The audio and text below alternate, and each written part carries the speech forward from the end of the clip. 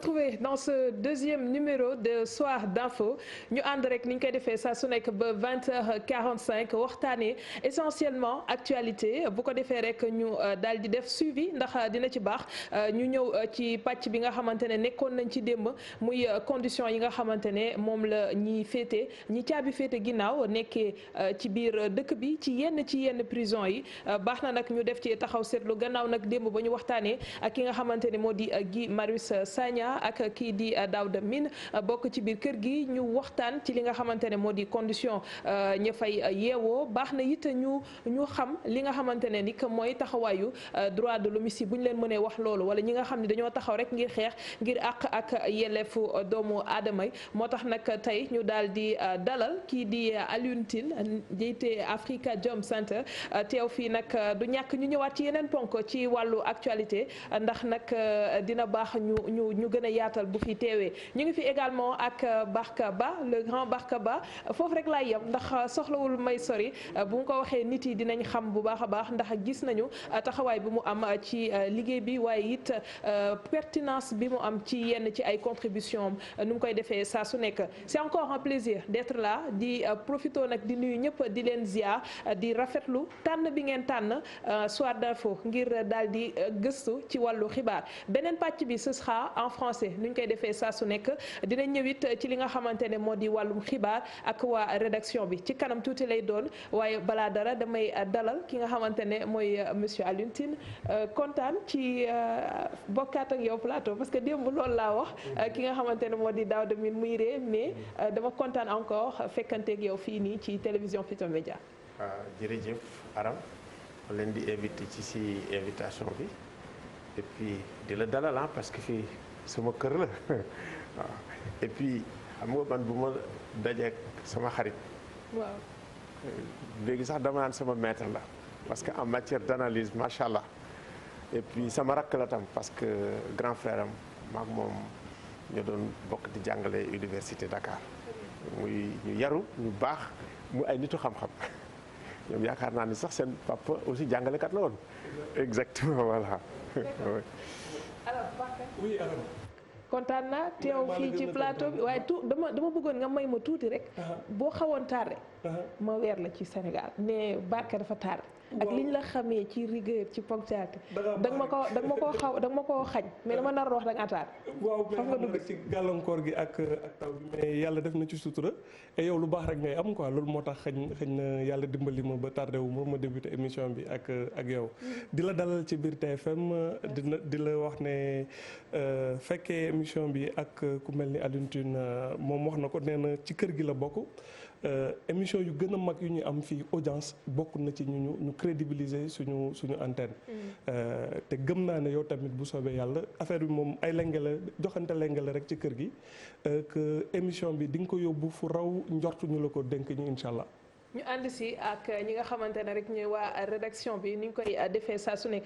mais tey ni ma doon waxtaanee sànq bi may door mooy kaawu ñaari détenus yi nga xam ne ñàkk nañu seen bakken fale ci Rebeuss te gis nañ nag ni ministre de la justice teew na fa dinañ ci ñëw si kanam waaye surtout ci résultat yi tukkee ci autopsie bi nga xamante ne fësal nañ ko mu mel ni rek dafa dëggal li nga xamante ne moom la administration pénitentiaire fësaloon daal di wax ne bousculade wala électrocution ñaar ñooñu fee yu mel noonu la ñu génnee àddina donc mujj nañ ne ñoom ñaar dañoo ñàkk seen bakken ci électrocution monsieur Tine loolu noonu am ci sunu prison yu mel nii alors que souvent dañuy wax saa su nekk ne xam nañu condition yi nga xamante ne moom la détenu yi nekkee lan moo waral ñuy bàyyi ba jiyee am ñu doog a dégg kilifa yi. ma ne le fait que mu am électrocution càggante la. càgganteelu bu mag la te responsabilité état bi la te état bi dafa war a nangu ni responsabilité am la Rebeuss nag fi ñu toll nii ki nga xam ne moom la ñu war a jàkkaarlool wax ko ñaan ko mooy président de la république Macky Sall ni ko li am Rebeuss nga xam ne dafay bafouer li ñuy wax dignité humaine soo ko bafoué maanaam sama dignité lañu bafoué sa ak bosu Macky Sall ak li fa xew tant que mu nga fa am te dindiwuñ ko day mel ni franchement suñu dignité la ñuy bafouer en permanence ñu koy seetaan donc il faut que loolu jóge fi li am Rebeuss dafa war a jógee du ministre bi moo ko fi dindi du ñi nga xam ne ñoo amee administration pénitentiaire ñoo ko fi dindi du koo xam ne kii moo nekk observatoire des lieux de détention moo ko fi dindi ki ko fi mën a dindi mooy président de la république te na ko fi dindi loolu la ñu war a ñaan tey mu taxaw xool parce que man dugg naa fa am na foo xam ne ñeme ma foon dugg ndax sama yaram dafa daw mënu c'est pas possible te am na yenn gisin yoo xam ne nit ñi di tëdd di nelaw xam nga lu muy fàttali gis nga jaam yi bi ñu daan jàpp daan yóbbu États-Unis ci kal yi ñu leen daan dugal mais ñun naka la ñu mën a continuer di reproduire ay images yu mel noonu fii suñu biir réew nit ku ñuul sax waratul xool image yu mel noonu muy am ci suñu biir réew kooku dafa war a dañ à la kullu alinte xam nga fii bari na ñoo xam ne ñii bu ñu waxee rek dañ koy dégg te ñooñu nag il faut ñu waxtaan ak ñoom ñu dimbale ñu ci lii nga xam ne mooy campagne bi ñu war a def mooy imaam yi bari na loo xam ne bu amee tuuti rek dañ ci coow lu bari mais lii ñaaw imaam yi dañ ci war a wax évêque yi dañ ci war a wax bu ñu bëggee prêcher loolu la ñu war a prêcher parce que ak yelleefu doomu aadama boo xam ne nii la toll ñu gis nit ñi ñu leen di def comme ni ñu daan def jaam yi il y a 400 ans mais dañ ci war a wax pasteur yi dañ ci war a wax xalif yi sax dañ ci war a wax parce que am na loo xam ne mënatul continuer di nekk biir Sénégal moo tax il faut que ñu ñaax président de la république lii image bi jóge fi il a ajalil mursalina lii bañ a amati fi. Rebeuss jóge fi te bu ñu déggee ministre de la justice li muy wax mooy prison bu bees ñu fexe désengorger donc ci li ñuy mën a dégg rek ci kàddu kilifa yi ba tey mooy ni loolu nekkul au programme jëlee fi Rebeuss. xam nga dafa am loo xam ne moo nekk ci boppu ñii nga xam ne ñooy jiit. muy ay affaires yoo xam ne dëgg neex yàlla war na génn ci xelu njiit yi maanaam danga naan bu ma tabaxee prison fa lay mujj fa lay dem kooku nag dafa nekk benn kii boo xam ne dafa dëgër ci seen bopp il faut que ñu génne loolu ci bopp yi man dem naa Cameroun ñu ngi defar ay prison yu bees di fa defal nit mun a nekk ci biir foofu man bi ñu ñëwee fii bu nañ dem gis kii di Sidiki Kaba ministre de la justice droit de l'hommiste de premier plan si la mun nañu ñu ngi defar prison bu bees pour désengorger c'est Bikotaan nag espèce de prison la boo xam ne pour ñi nga xam ne ñu ngi nekk waa cour pénale internationale ñi nga xam ne Sénégal lañ leen dénk ñoo leen fa dugal te foofu dafa am ay kii yu am tey li nga xam ne moo ne Rebeuss président de la république nga xam ne moom vraiment moo ñu njaboote ñu ñëpp daf ko war a dindi ba mu set wecc parce que lii nga xam ne moo daan am ci temps yi jaam buumu njaam en réalité dafa mel ni jógewuñu ci buumu njaam waaw muy ñi ne ci biir ak ñi ne ci biti donc image boobu fokk mu génne ilaa ajalil mursalin Bakar sensibilisation bu muy wax jëmee ci képp koo xamante ne rek autorité la ci réew mi yaakaar nga ni loolu noonu dina porter su ma ko waxee sama xel day dem ci ay fait yu bëri ci réew mi bu ñu génnee rek fu soriwul sax élection yi ñu mel ni kilifa diine yi dañuy faral di wax mais mel na ni une bonne partie de la population du ñuy faral di dégg fa ñuy waxee dëgg la balaa loolu sax ma ci tontu Aram da ngay xool contexte bi mbir mi xew dafa xaw a doy waar parce que yow yaa ko tudd fii sànq Guy Marius Sagna dañ ko tëjoon ci kaso bi mu génnee ci kaso bi il a fait de très fortes déclarations yi ñu gën a relayer ci réseaux sociaux yi ci fan yi bokk na ci conditions de détention yu mu doon dénoncer biir Rebeuss wax déjà ci anam yu ñu leen di accueillir nu ñu leen di soumettre ak nu ñu leen di dencee suñu duggee ci prison bi wax surpopulation carcérale bi fa am Alioune mu ngi koy tudd léegi affaire image u traite négrière bi mooy nu ñuy entassé woo te loolu yàgg nañ ko dégg depuis ci rappeurs yi groupe bu mel ni ay groupe Rapadio mosoon nañ fi génnee benn way boo xam ne paquetage la tudd paquetage bi ça veut dire le paquetage nu ñu leen di entassé woo donc mu nekk loo xam ne du lu bees Rebeuss demoon na fi ba am fi mutinerie mu am ci sax ñoo xam ne seen bakkan ci la ñu rot ndax condition de détention yi nu mu méttee donc affaire bi Guy avait alerté déjà daf ko wax motul une semaine ñu ne ñu ñaari xale gaañu nañ fa ci électrocution mais lu gën a scandaleux mooy def nañ une semaine et quelque balaa l'autorité bi nga xam ne moom mooy yore en charge département justice bi di ci doog a addu. et tey la ñu yeewu ñu lire ci suñu journal kër l'observateur que président bi moom moo yebal ministre de la justice ne ko na dakkal ay vacances am pour mu ñëw fekkee levée du corps déjà ñu génn àdduna ñi ba pare daal di jël mesure yu ci war.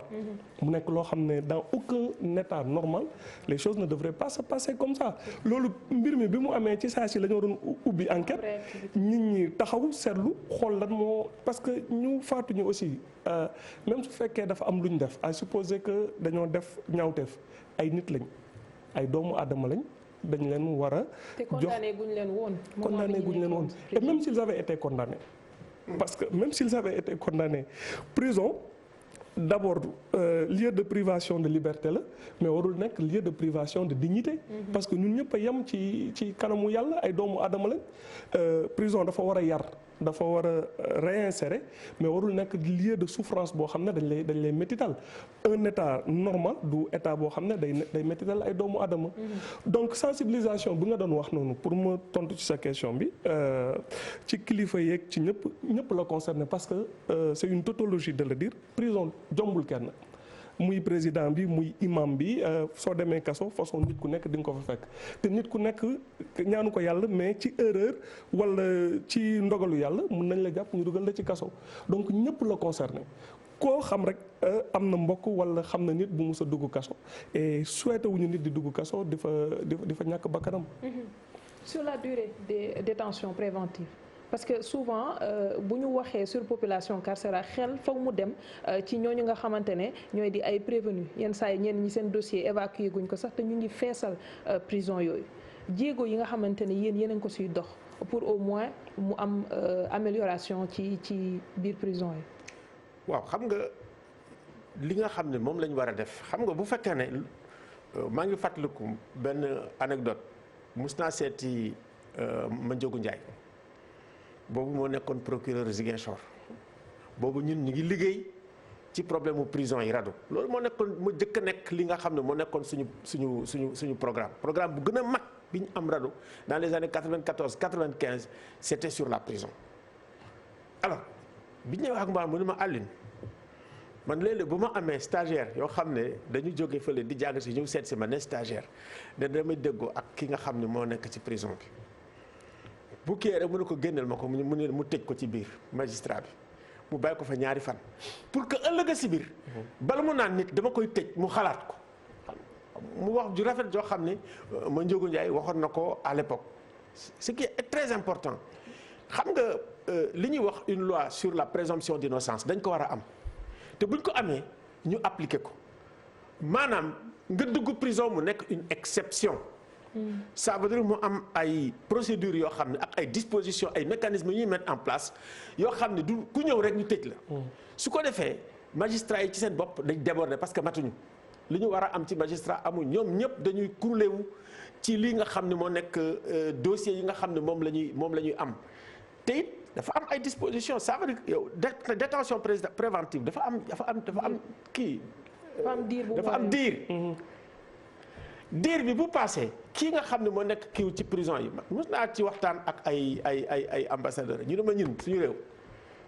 bu fekkee ne détention préventive 6 mois la 6 mois yi su jotee kii nga xam ne mooy garde prison bi su la dencee dafa def délit su ko defee bu amee rek day am levée d'écrou c'est-à-dire que bu fekkee ne am na lu mel noonu lu am mais gars yi dinañ góorgóorlu ba donc il faut que ñu am ay magistrats. daal di jël ay magistrat yooyu noonu ñan ñoo leen di war a mën a tey contrôle ba ñu mën a doxee li nga xamante ne ñoom la ñuy xaar si ñoom parce que ñoom ñooy dogal waaye amuñu peut-être autorité boo xamante ne si seen kaw mën na fexe. ma ñëw assemblée nationale mais assemblée nationale war nañ leen dégg ci affaire bi lii xew nii. parce que quand même am nañ commission quand même d'enquête parlementaire. mais am na commission boo xam ne sax droit de l'homme ci prison yi sax de manière générale. droit de l'homme mooy liggéeyam foofu je pense que Seydou Diouf la bu fekkee ne mu ngi may dégg mais moom ci boppam dafa waroon wax parce que lii du yoon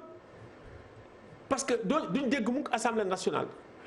astafirullah mos naa leen dégg ñu ni dem nañ am ay député yu dem seeti Rebeuss c'est une très bonne chose mais doo fa dem seetaan toog wala nga ñëw wax ni li ma gis nii doxul dugg na fii génn fii mel ni Alioune Tine déedéet yow bu fekkee ne dem nga ba pare da ngay jëf xam nga nag loolu moom moo jafe c'est-à-dire que il faut que li ñuy wax déclaratif nga xam ne moom la ñuy def ak communication nga xam ne dañ naan boo defee communication rek ba géex day mel ni da ngay jat da ngay agir voilà ça veut dire que da ngay jël ay dispositions yoo xam ni lii ne fi te du yoon mu teggoo ko fi une bonne fois pour toutes te ñi nga war a wax yépp dañu war a wax ñu dégg leen même ñi nga xam ne ñoo nekk observatoire des lieux de détention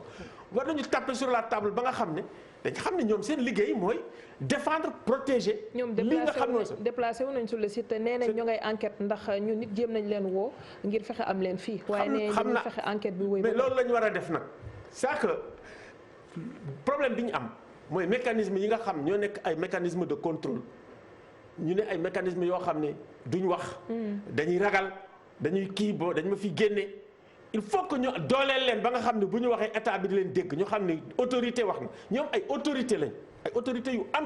doole autorité indépendante administrative yi dañoo nasax nga baal ma ak te dañu war a am fit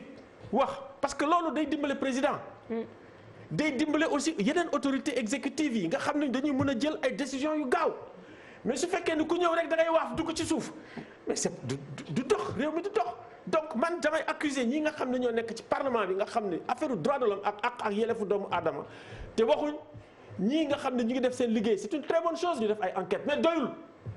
jéebaane bi daf ci am solo. d'accord ci kii yooyu waaw. Bakka wax na aspect boo xamante ne nii am na solo mais man chaque fois li may interpeller mooy il faut mu am jéye maa ngi ko doon wax ci début bi. pour que nit yi réagir. tey est-ce que limu nit ñi nga xamante ne xëy na ay gaañu. wala jëlee nañ ko ci ay sur le plan psychologique. ay séquelles. ñooñu tey sur le plan indemnisation lañ leen war a toppatoo nañ leen war a taxawoo. ndax ñu ngi ciy bàyyi xel ndax dossiers yi ñuy gën a gis mooy yi nekk au devant de la scène te malheureusement day fekk mu nekk drame ba pare. absolument loolu moo tax ma d'accord ak Alioune que au-delà kaw ñaari moor yi nga xam ne ñu ngi koy naqarlu mooy que le problème est beaucoup plus profond que ça ay députés. bokk na ci seen liggéey ñuy toog bañ a xaar ba nattu am ñu def liggéey bi mooy def ay investigation def ay rapport ça ne veut pas dire simplement jébaane wala tifaare ay nit mais dañuy xool gëstu xool toute la chaîne depuis bu ñu lay arrêté ba bu ñu lay écroué ba condition de détention yi ban politique carcérale le Sénégal yore def ci ay recommandations yu am solo am na quelques mesures yu ñu jël ci aménagement wu peine yi pour lutter contre détention préventive yu gudd yi mooy alternative yi ñu teg waaw surtout dafa am lu ñu copier ci France mooy le juge de l'application des peines pour mu ñëw mu xool ko mais c'est encore timide et le problème est très profond mu ngi wax affaire magistrat yi doyuñu ñu ci bëri ci ñoom ñu ngi dem à la retraite duñ leen di remplacer doyul. soo xeloon ministère ne ñu ngi recruter chaque année. waaw mais par rapport au nombre d'habitants ak nu ñuy war a rendre justice yi ba léegi comblé wuñu gap bi même budget ministère de la justice soo ko méngaleeg budget Sénégal nga xam ne 700 milliards yooyu la jógee ci année yi la ñu jógee dem ba 3 milliards ñoom pratiquement budget d'investissement bu ñu am pour mu dépasser 3 wala 4 milliards dafa néew. donc le problème il est profond ci chaîne bi yëpp la ci chaîne pénale bi yëpp ci magistrat yi ci même ñuy denc détenu sax ñooñu dañu am problème suñu leen bàyyi woon tey ñoom ñu wax seen problème mooy ñi nga xam ne ñoom ñoo war a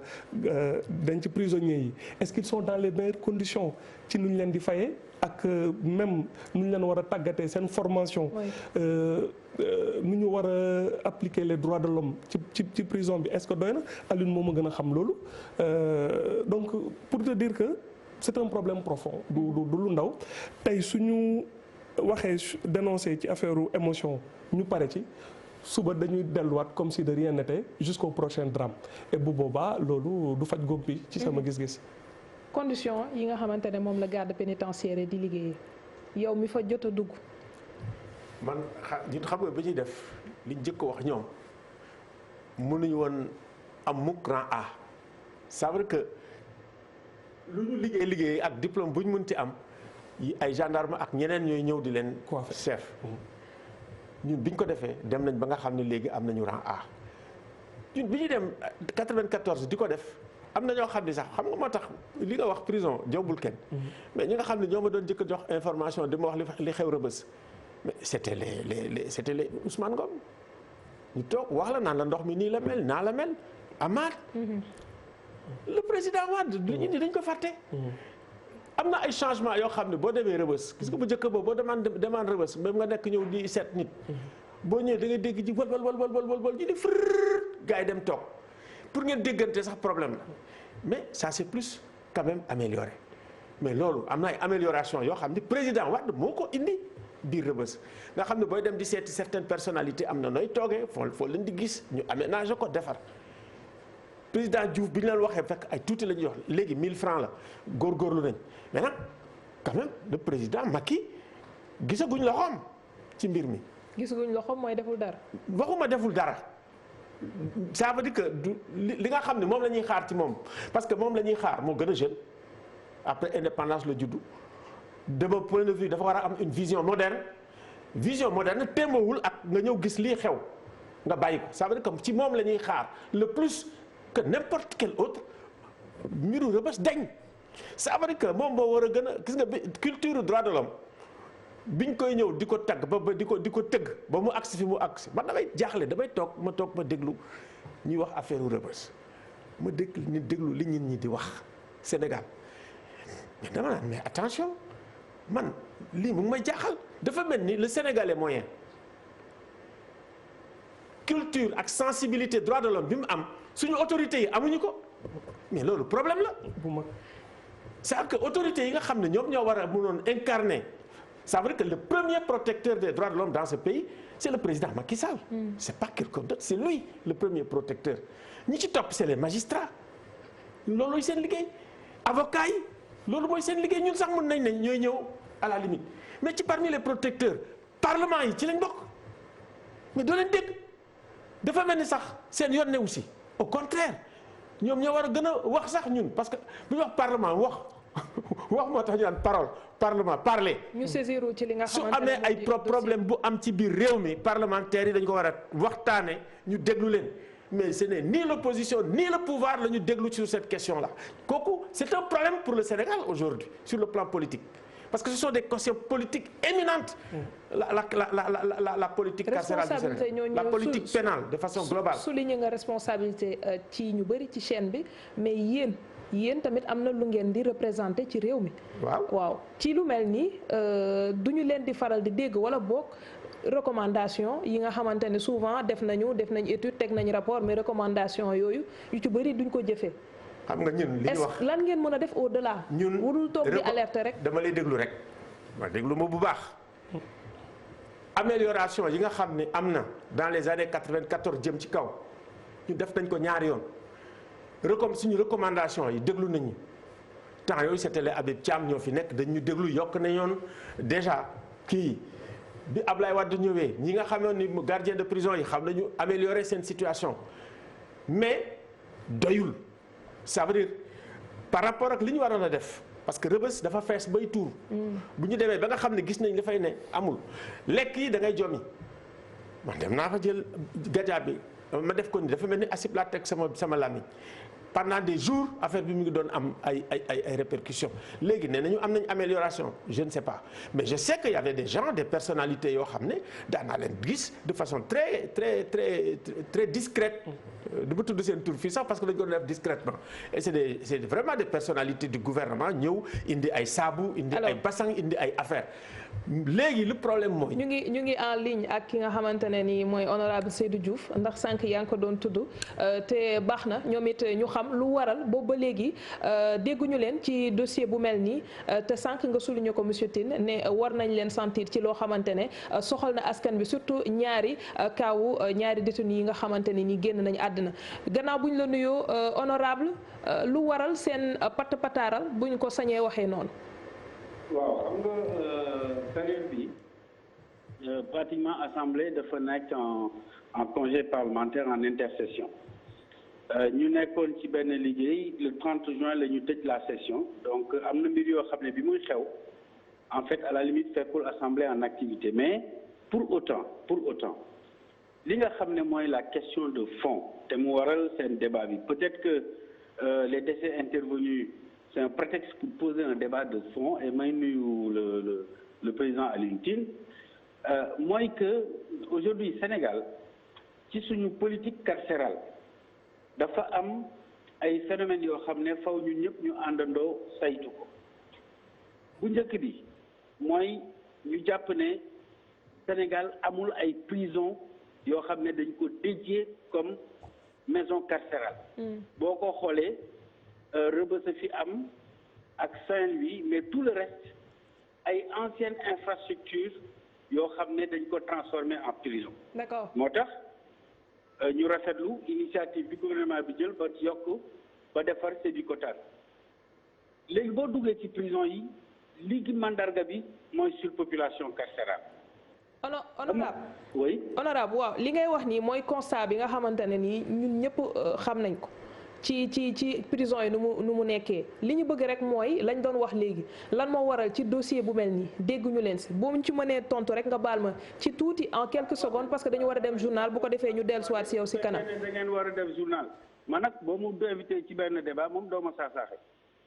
ne ma woy boo ñuy invité ci lu tuuti bu dee loolu la kay man ma raccroché. déet waaw kon ñu jël waaw dinañ la jël kon après journal bi ndax it temps bi moo ma xoj amul benn problème dinañ déggoo ñu jël la si kanam daal di leeral li nga xamante ne ñu ngi ko doon wax sànq mais léegi ñu seetaan pub daal di dellusiwaat bu ko defee ñu jublu ci xibaar yi.